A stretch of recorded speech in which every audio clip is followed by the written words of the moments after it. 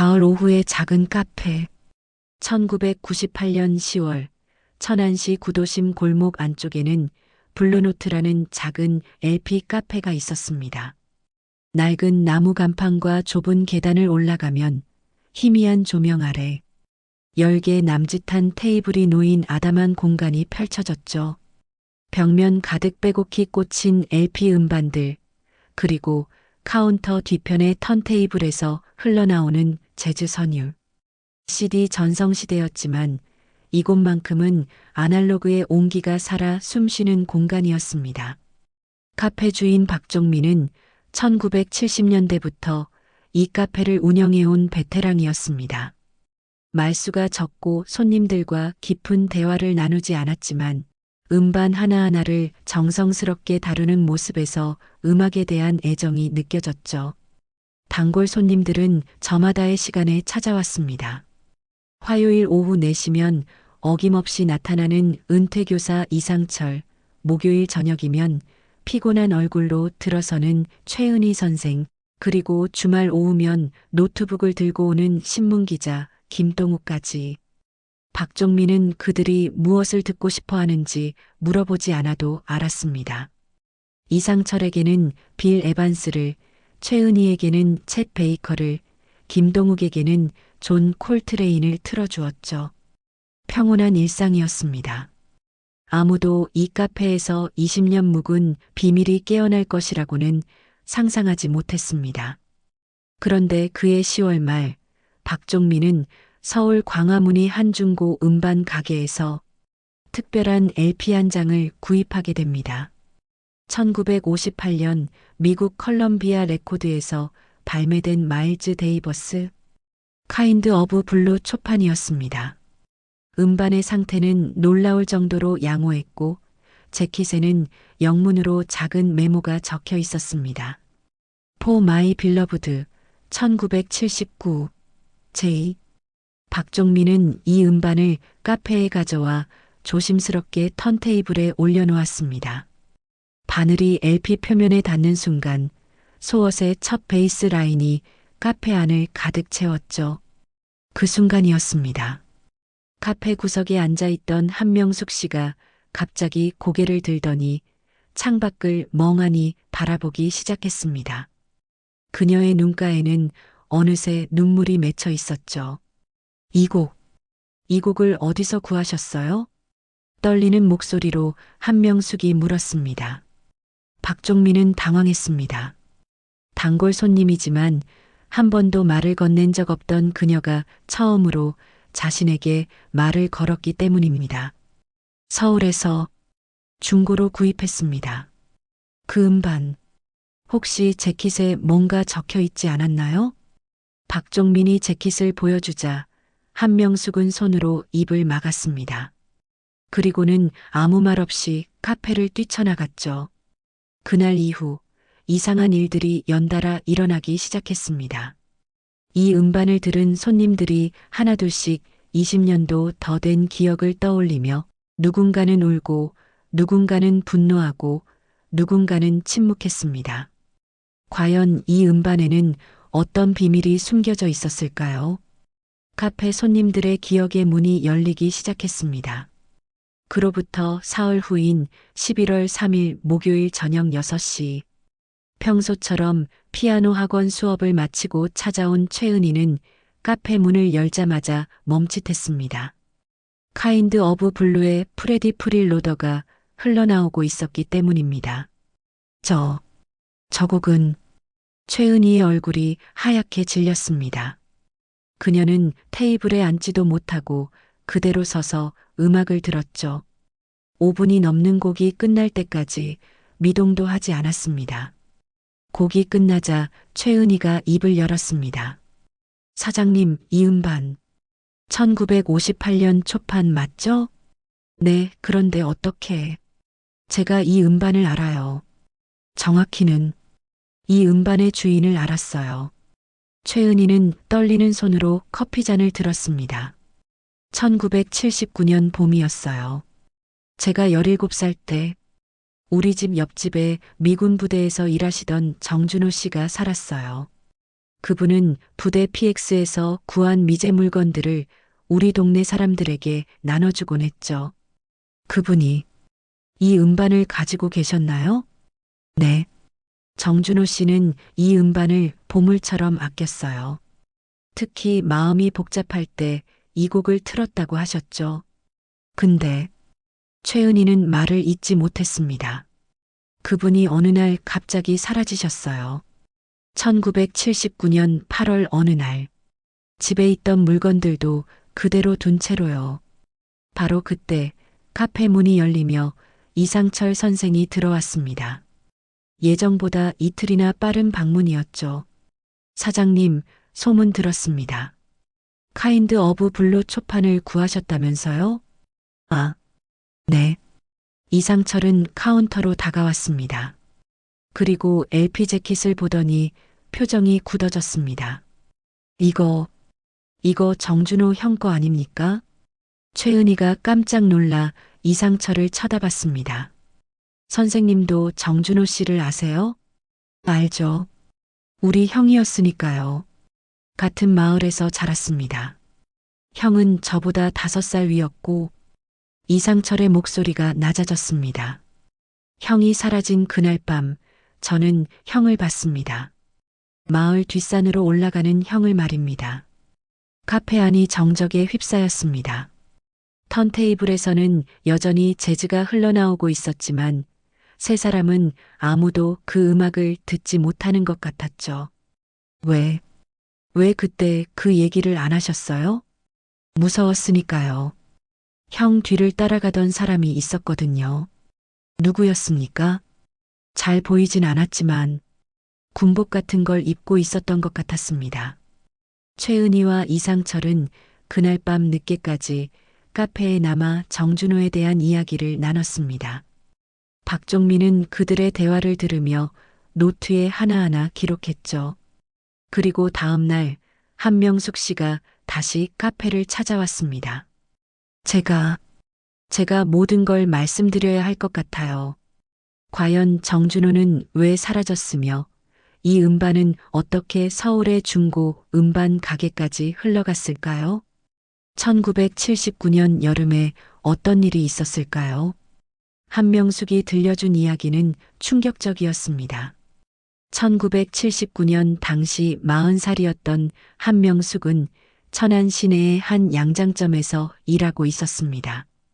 그곳에서 미군 부대 장교의 약혼녀였던 미국인 여성 제니퍼를 만나게 되었죠. 제니퍼는 정말 아름다운 분이었어요. 그리고 친절했죠. 당시 우리나라 사람들을 무시하는 미군 가족들이 많았는데 제니퍼는 달랐어요. 제니퍼는 한명숙에게 한국말을 배우고 싶다고 했고 한명숙은 그녀에게 틈틈이 한글을 가르쳐 주었습니다. 두 사람은 빠르게 친해졌죠. 어느 날 제니퍼가 저에게 고민을 털어놨어요. 자신의 약혼자가 부대에서 불법적인 일을 하고 있다고요. PX 물품을 빼돌려 암시장에 파는 일이었습니다. 그게 흔한 일 아니었나요? 한명숙이 조심스럽게 물었습니다. 물품만이 아니었어요. 그 장교는 더 큰 일을 벌이고 있었어요. 북한으로 넘길 군사 물자를 빼돌리는 일이었습니다. 한명숙의 목소리가 떨렸습니다. 제니퍼는 약혼을 파기하고 미국으로 돌아가고 싶어 했어요. 하지만 그 장교가 위협했다고 했죠. 만약 헤어지면 자신이 한 일을 제니퍼 탓으로 돌리겠다고요. 그래서 어떻게 되었습니까? 제니퍼는 정준호 씨를 만났어요. 최은희와 이상철이 동시에 한명숙을 쳐다봤습니다. 정준호 씨는 부대 통역관으로 일하고 있었어요. 제니퍼가 그에게 도움을 청했고 정준호 씨는 그녀를 돕기로 했죠. 둘은 증거를 모으기 시작했습니다. 그 장교가 누구였죠? 이상철이 물었지만 한명숙은 고개를 저었습니다. 이름은 모릅니다. 하지만 계급이 높았던 건 확실해요. 제니퍼가 정준호 씨에게 줬던 게 바로 그 음반이었어요. 카인드 어브 블루. 그들의 신호였죠. 신호요? 음반 재킷 안쪽에 증거 사진이 숨겨져 있었어요. 당시에도 소형 카메라로 문서를 찍을 수 있었으니까요. 박종민이 황급히 LP 재킷을 다시 확인했지만 안쪽에는 아무것도 없었습니다. 이미 누군가 가져갔겠죠. 아니면 애초에 서울로 넘어가기 전에 빼냈을 수도 있고요. 그럼 정준호 씨는 1979년 8월 15일 광복절 전날 밤이었어요. 정준호 씨는 제니퍼를 만나러 가는 길이었어요. 그녀를 미군 부대 밖으로 빼내서 서울로 도망가기로 했던 거죠. 한명숙은 손수건으로 눈물을 닦았습니다. 그날 밤, 저도 그 장소에 있었어요. 정준호 씨가 혹시 모를 경우를 대비해서 제게 부탁했거든요. 만약 자신이 오지 않으면 제니퍼를 데리고 천안역으로 가서 서울행 기차를 태우라고요. 그래서요? 정준호 씨는 나타나지 않았어요. 대신 한명숙의 목소리가 잠겼습니다. 군복 입은 두 남자가 나타났어요. 그들은 제니퍼를 끌고 갔습니다.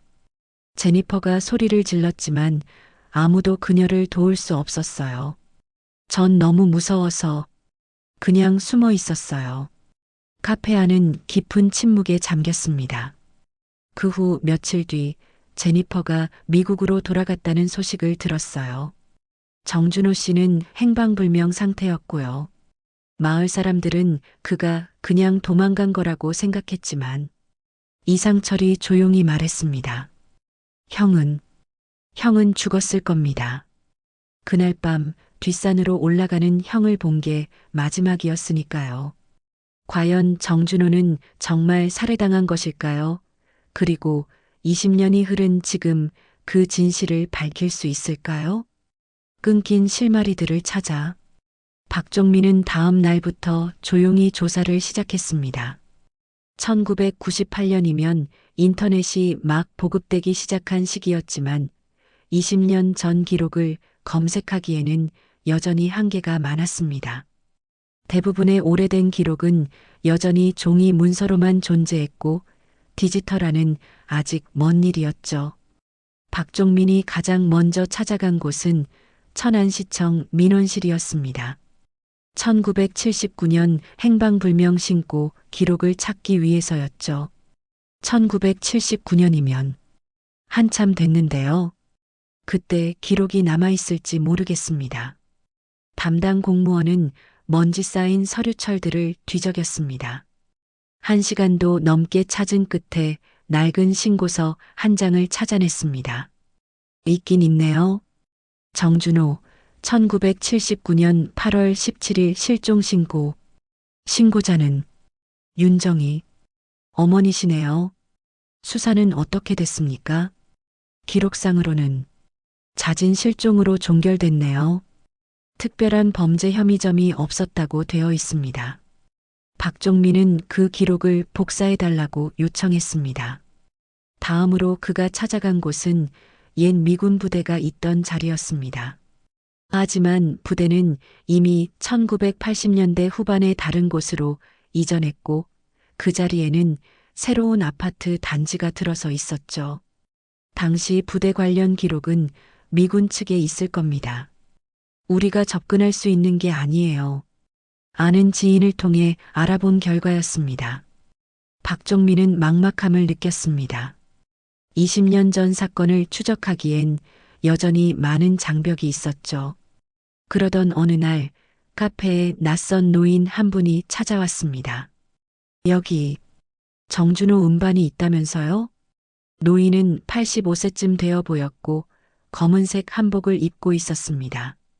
윤정희, 박종민의 어머니였습니다. 어머니, 어떻게 여기까지? 소문 들었다. 내가 준호 음반을 구했다면서? 윤정희는 떨리는 손으로 LP 재킷을 만졌습니다. 이게 우리 아들 거구나. 어머니, 준호 형에 대해 아시는 게 있으세요? 박종민은 조심스럽게 물었습니다. 윤정희는 자식을 잃은 어머니였지만 그 상처에 대해 한 번도 입을 열지 않았던 분이었죠. 그 애가 그 애가 나한테 편지를 남겼다. 편지요? 사라지기 며칠 전에. 만약 자기가 돌아오지 못하면 이 편지를 읽어달라고 했지. 윤정이는 낡은 지갑에서 노랗게 바랜 편지 한 장을 꺼냈습니다. 근데 난 그 편지를 읽지 못했어.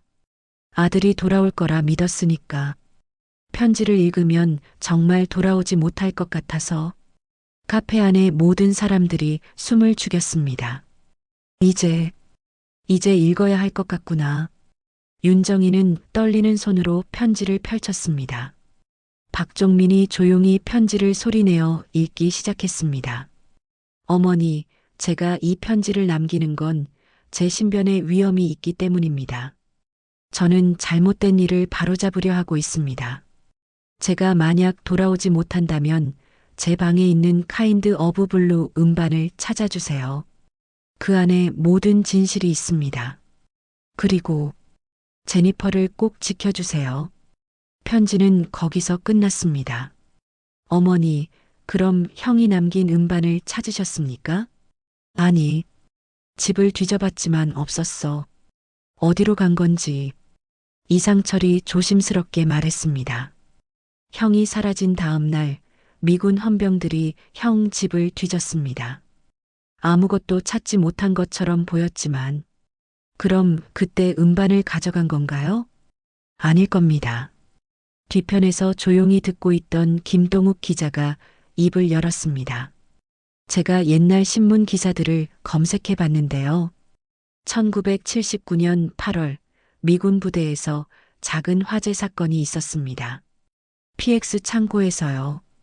그게 이 사건과 무슨 관계가? 화재 다음 날 미국인 여성 한 명이 급히 귀국했다는 기록이 있습니다. 이름은 제니퍼 톰슨. 모두가 김동욱을 쳐다봤습니다. 그 화재는 방화였을 가능성이 큽니다. 누군가 증거를 없애려 한 거죠. 과연 정준호가 남긴 음반 속 증거는 어떻게 되었으며 20년이 지난 지금 진실을 밝힐 수 있을까요? 김동욱 기자는 이 내용을 조사하기로 했습니다. 김동욱 기자의 조사가 본격화되면서 1979년 당시를 기억하는 사람들의 증언이 하나둘씩 모이기 시작했습니다. 당시 미군 부대 경비원 박철수 씨는 그날 밤을 기억합니다. 8월 14일이었죠. 저는 후문 경비를 서고 있었어요. 밤 11시쯤 정준호 씨가 부대 밖에서 누군가를 기다리고 있는 걸 봤습니다. 평소와 다르게 굉장히 긴장한 모습이었어요. 그리고 30분쯤 지났을 때 미군 지프차 한 대가 빠른 속도로 후문을 나갔습니다. 차 안에 누가 타고 있었는지는 잘 안 보였지만 여자 비명소리가 들렸던 것 같아요. 당시 한명숙 씨의 양장점 동료 서미숙 씨는 한명숙 언니가 그날 밤 정말 무서워하셨어요. 다음날 가게에 출근하셨을 때 얼굴이 새하얗더라고요. 제가 무슨 일이냐고 물어봤지만 언니는 아무 말도 안 하셨어요. 그저 우리가 아무것도 본 게 없어야 한다고만 하셨죠. 그 후로 한동안 미군 부대 근처는 아예 안 가셨어요. 당시 천안경찰서 정준호 씨 실종 사건을 맡았던 최병호 형사는 당시 수사를 진행했지만 솔직히 말하면 제대로 된 수사가 아니었다고 말씀했습니다. 미군 부대가 연루된 사건이라 상부에서 압력이 있었어요. 조용히 마무리하라는 지시였죠. 저도 젊었고 무서웠습니다. 그냥 잦은 실종으로 종결시켰습니다. 평생 후회하며 살았습니다. 당시 미군 부대 PX 직원이었던 임재웅 씨는 저는 정준호 형과 같이 일했습니다. 형은 성실하고 정직한 사람이었어요. 그런데 7월쯤부터 형 표정이 어두워지더라고요. 무슨 고민이 있는 것 같았는데 제가 물어봐도 대답을 안 하시더라고요. 그리고 어느 날 형이 저한테 조심스럽게 물었어요. 만약 내가 옳지 않은 일을 목격했는데 그걸 말하면 내 목숨이 위험해진다면 어떻게 하겠니? 라고요. 저는 그냥 농담인 줄 알았습니다. 당시 정준호의 이웃 황순례 씨 말씀은 정준호 씨는 조용하고 착한 분이었어요. 어머니를 정말 잘 모셨죠. 그런데 8월 초부터 집에 이상한 전화가 자주 걸려왔어요. 밤늦게 전화벨이 울리면 정준호 씨가 급하게 나가곤 했거든요.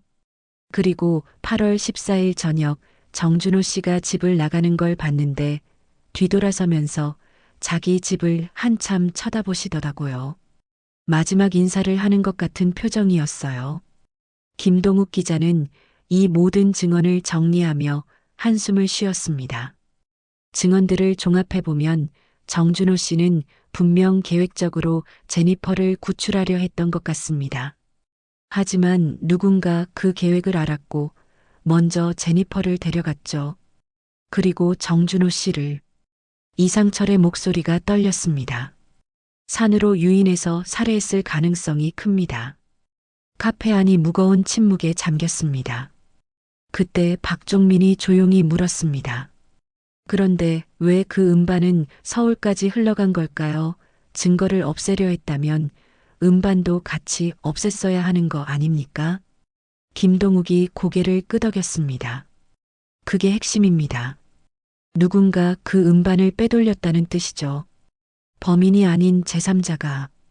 과연 누가 그 음반을 지켜냈으며 왜 20년 동안 침묵을 지켰던 걸까요? 1979년 그 사건 이후 세월은 빠르게 흘러갔습니다. 천안의 구도심은 점점 쇠락해갔고 미군 부대가 있던 자리에는 아파트가 들어섰습니다. 그 시절을 기억하는 사람들도 하나둘씩 세상을 떠나거나 다른 곳으로 이주했죠. 윤정희 할머니는 아들을 기다리다 지쳐 1985년쯤부터는 아들의 방을 그대로 둔 채 문을 잠가버렸습니다. 더 이상 그 방을 들여다보는 것조차 견딜 수 없었기 때문이었죠. 한명숙은 그날 밤의 기억에 시달리며 살았습니다. 제니퍼를 구하지 못했다는 죄책감, 정준호를 도와주지 못했다는 후회가 평생 그녀를 괴롭혔습니다. 하지만 누구에게도 말할 수 없었습니다.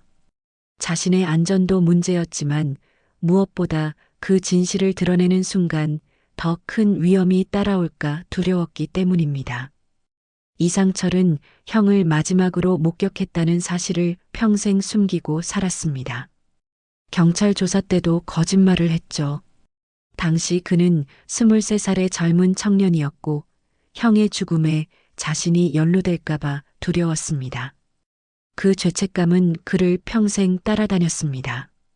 최은희는 정준호의 사라짐을 어린 시절의 작은 미스터리로만 기억했습니다. 하지만 가끔 카인드 어브 블루를 들을 때면 정준호 아저씨가 조용히 음악을 들으며 멀리 있는 누군가를 그리워하던 모습이 떠올랐습니다. 그리고 1998년 가을 그 음반이 다시 나타났습니다. 박종민이 서울에서 구입한 그 LP는 20년 동안 어떤 여정을 거쳐왔을까요? 김동욱 기자는 집요하게 추적했습니다.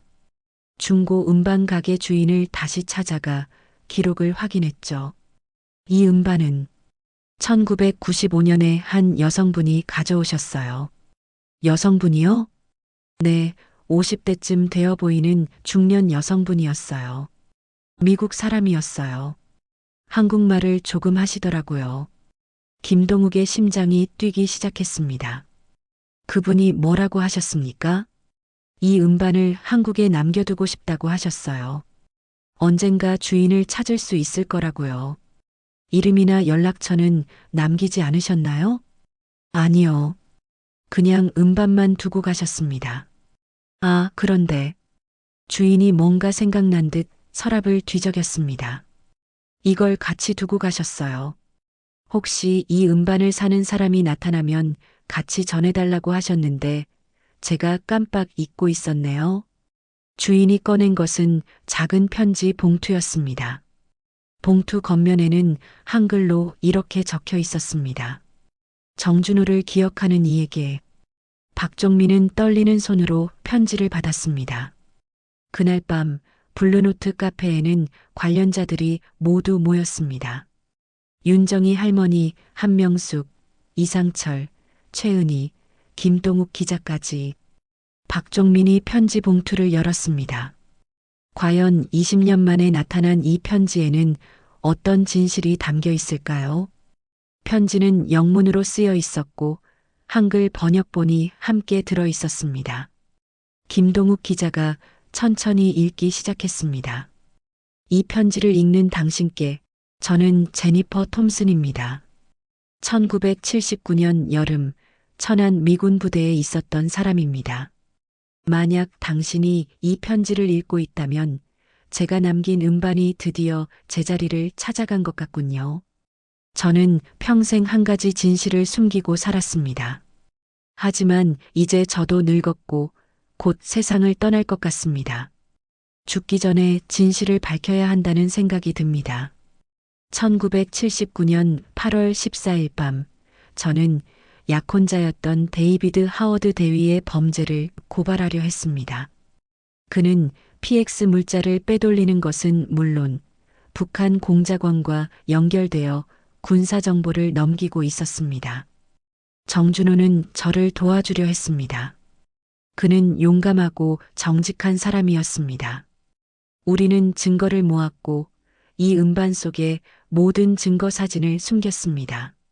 하지만 데이비드가 우리 계획을 알아챘습니다. 그날 밤 그는 부하들을 시켜 저를 감금했고 정준호를 유인해서 죽였습니다. 저는 그날 밤 끌려가면서도 음반 하나만은 지킬 수 있었습니다. 옷 속에 숨겨두었거든요. 데이비드는 정준호의 집과 제 방을 뒤졌지만 제 몸까지는 수색하지 못했습니다. 그들은 저를 급히 미국으로 돌려보냈습니다. 만약 제가 한국에 남아있으면 진실이 드러날까봐 두려워했던 거죠. 미국으로 돌아온 저는 군 당국에 이 사실을 알리려 했습니다. 하지만 데이비드는 이미 모든 증거를 없앴고 저를 정신 이상자로 몰아갔습니다. 그의 아버지가 고위 장교였기 때문에 아무도 제 말을 믿지 않았습니다. 저는 결국 침묵할 수밖에 없었습니다. 하지만 이 음반만은 평생 간직했습니다. 정준호가 목숨을 걸고 지키려 했던 증거였으니까요. 시간이 흘러 1990년대 초 데이비드가 심장마비로 사망했다는 소식을 들었습니다. 그제야 저는 한국에 다시 갈 수 있었습니다. 1995년 가을, 저는 천안을 찾아갔습니다. 정준호의 집을 찾아갔지만 이미 다른 사람들이 살고 있었습니다. 그 순간 저는 깨달았습니다. 이 음반을 직접 전해드리는 것보다 언젠가 누군가 이 음반을 통해 진실을 찾아내는 게 낫겠다고요. 그래서 저는 서울의 중고 음반 가게에 이 음반을 맡기고 이 편지를 함께 남겼습니다. 정준호를 기억하는 누군가가 이 음반을 발견하고 진실을 밝혀주기를 바라면서요. 마지막으로 하고 싶은 말이 있습니다. 정준호는 영웅이었습니다. 그는 옳은 일을 하려다 목숨을 잃었습니다. 부디 그를 기억해 주세요. 그리고 제발 그를 찾아주세요.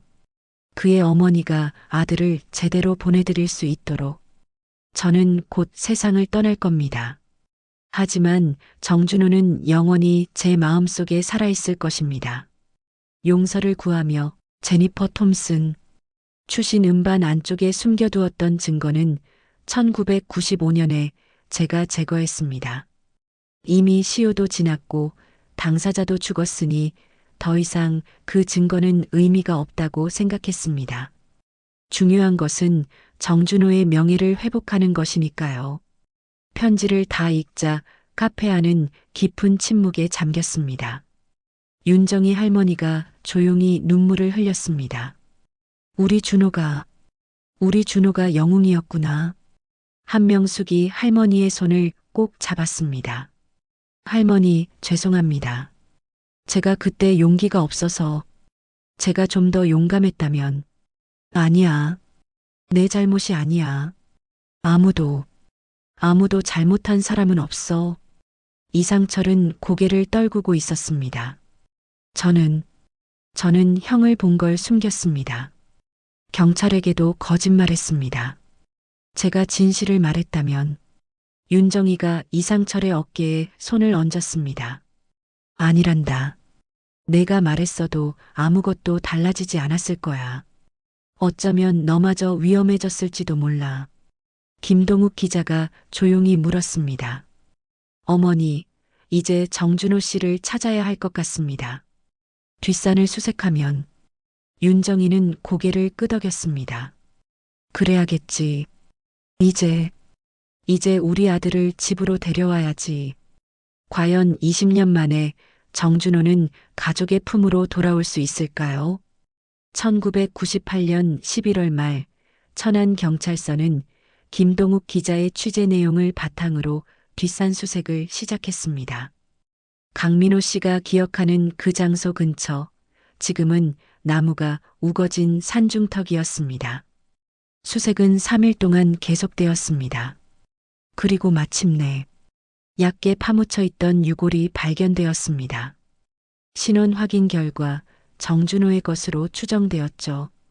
부검 결과 두개골에 타격 흔적이 있었고 사인은 둔기에 의한 외상으로 판명되었습니다. 1998년 12월 5일 정준호의 장례식이 치러졌습니다. 윤정이 할머니는 19년 만에 아들을 만났습니다. 비록 뼈만 남은 모습이었지만 그녀는 마침내 아들을 제대로 보낼 수 있었습니다. 준호야, 엄마가 늦었구나. 미안하다. 장례식장에는 뜻밖에도 많은 사람들이 찾아왔습니다. 블루노트 카페의 단골 손님들, 1979년 당시를 기억하는 마을 사람들, 그리고 정준호와 함께 일했던 동료들까지. 한명숙은 영정 앞에 무릎을 꿇고 한참을 울었습니다. 준호 씨, 제가 그때 용기를 냈어야 했는데 죄송합니다. 이상철은 형의 영정 앞에서 조용히 절을 올렸습니다. 형, 이제라도 진실이 밝혀져서 다행입니다. 편히 쉬세요. 최은희는 준호가 사랑했던 카인드 어브 블루를 틀어달라고 부탁했습니다. 장례식장에 소엇의 잔잔한 선율이 흘러나왔죠. 김동욱 기자는 이 모든 이야기를 기사로 작성했습니다. 20년 만에 밝혀진 진실, 재즈 음반이 전한 영웅의 이야기라는 제목으로요. 기사가 나간 후 뜻밖의 일이 일어났습니다. 미국에서 편지 한 통이 도착한 겁니다. 제니퍼의 조카라는 사람이 보낸 편지였죠. 편지에는 이렇게 적혀 있었습니다. 제니퍼 고모는 1997년 암으로 돌아가셨습니다. 돌아가시기 전 고모는 저에게 모든 이야기를 들려주셨습니다. 그리고 당신들이 정준호를 찾으면 이 물건을 전해달라고 하셨습니다. 편지와 함께 도착한 것은 작은 은색 목걸이였습니다. 펜던트에는 정준호와 제니퍼의 작은 사진이 들어 있었죠. 1979년 여름 두 사람이 함께 찍은 유일한 사진이었습니다. 윤정이 할머니는 그 목걸이를 받아들고 한참을 바라보았습니다. 그 여자분도 우리 준호를 정말 아꼈구나. 1999년 봄 블루노트 카페는 여전히 그 자리에 있었습니다. 박종민은 카페 한쪽 벽면에 작은 코너를 만들었습니다. 정준호를 기리는 공간이었죠. 그곳에는 카인드 어브 블루 음반이 액자에 담겨 걸려 있었고 아래에는 정준호와 제니퍼의 사진 그리고 간단한 설명이 적힌 작은 명판이 있었습니다. 옳은 일을 위해 목숨을 바친 영웅. 단골 손님들은 가끔 그 코너 앞에 서서 묵념을 하곤 했습니다. 이상철은 매주 화요일 카페를 찾아와 형이 좋아했던 빌 에반스를 들으며 조용히 시간을 보냈습니다. 한명숙은 더 이상 죄책감에 시달리지 않았습니다. 정준호가 발견되고 진실이 밝혀지면서 그녀는 비로소 평화를 찾았습니다.